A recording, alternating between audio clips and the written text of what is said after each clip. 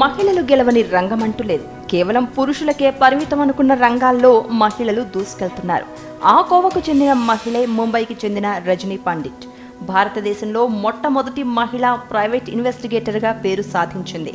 25 ఏళ్ల సర్వీస్లో ఏకంగా 75,000 కేసులు ఛేదించి పోలీసుల నుంచి మన్ననలు అందుకుంటోంది.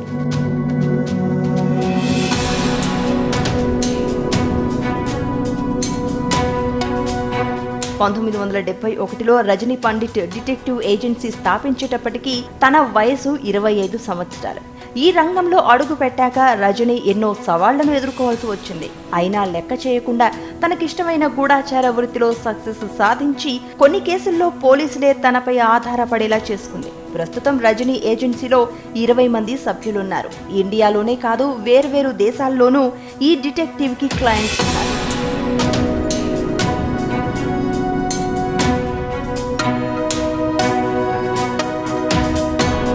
రజనీ కాలేజీలో చదువుతున్నప్పుడు తన క్లాస్మేట్ ప్రవర్తనలో మార్పును గమనించింది. స్నేహితురాలు ఆందోళనగా ఉండడం చూసి ఆమెపై ఓ కన్నేసింది. రహస్యంగా ఫాలో అయింది. రజనీ పరిశోధనలో తన స్నేహితురాలు అక్రమ సంబంధంలో ఇరుక్కుందని తేలింది.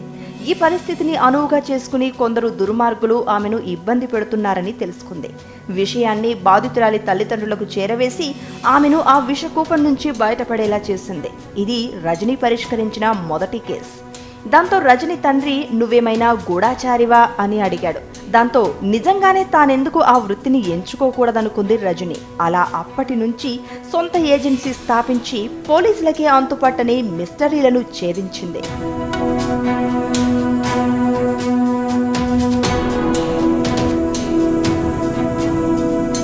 రహస్యాల ఛేదనలో రజనీ రకరకాల అవతారాలెత్తింది. ఎన్నో కష్టాలను ఎదుర్కొంది. తన ఐడెంటిటీని కాపాడుకుంటూనే నేరస్తులెవరో కనిపెట్టి దోషులను చట్టానికి అప్పగించింది. ఓ హత్య కేసులో నిందితులను బయటపెట్టడం కోసం పని మనిషిగా మారిపోయింది. నేరస్తుల ఇంట్లో 6 నెలలు మకాం వేసింది. మరో వ్యక్తితో అక్రమ సంబంధం పెట్టుకుని ఓ మహిళ భర్తను కడతీర్చిందని పోలీసులు నిర్ధారించారు. అసలు దోషి ఆమె ప్రియుడే అయి ఉంటాడని పోలీసుల అనుమానం. కానీ అతనేమో పోలీసుల కంటపడకుండా తిరుగుతున్నాడు. అప్పుడే పోలీసులకు రజనీ గుర్తొచ్చి ఆమెను ఆశ్రయించారు. రాత్రివేళ మాత్రమే ఆ ఇంటికొచ్చే అతన్ని పట్టుకునేందుకు రజనీ ప్లాన్ వేసింది.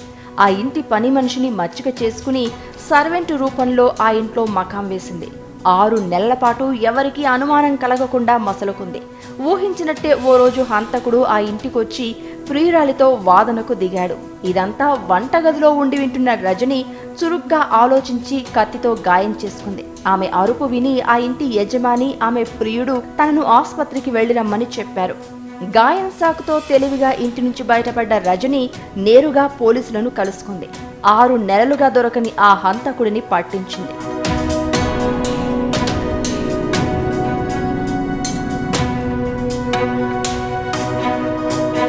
అంధురాలిగా, వికలాంగురాలిగా రకరకాల మారువేషాల్లో హంతకులను పట్టుకోవడం, అక్రమ సంబంధాలు, పెళ్లికి ముందు అమ్మాయి లేదా అబ్బాయి వివరాలు సేకరించడం లాంటి ఇన్వెస్టిగేషన్స్ ఎన్నో చేసింది.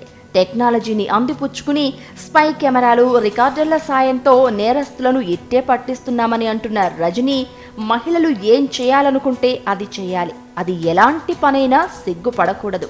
ఆత్మవిశ్వాసం, ధైర్యం, మొండితనం ఈ 3 లక్షణాలు మనల్ని ఎంతో ఎత్తుకు ఎదిగేందుకు తోడ్పడతాయంటోంది రజనీ.